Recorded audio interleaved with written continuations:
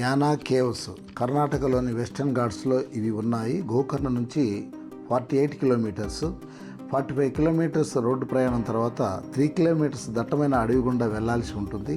చాలా చెట్లు కూడా విరిగి పడుతూ ఉంటాయి. ఎక్కువ శాతం వర్షం పడుతూ ఉంటుంది ఇక్కడ. ఇలా 1/2 కిలోమీటర్ దూరం ట్రెక్కింగ్ చేయాల్సి ఉంటుంది. డైలీ వర్షం పడటం వల్ల ఇక్కడ అంబ్రెల్లాస్ రెంట్కి ఇస్తారు. యానా కేవ్స్ కొన్ని వేల సంవత్సరాల క్రితం నల్లని సున్నపు రాయితో ఏర్పడ్డవి. ఇందులో 2 శిఖరాలు ఉంటాయి.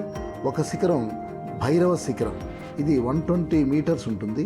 రెండవది జగన్మోహిని శిఖరం, ఇది 95 మీటర్స్ ఉంటుంది.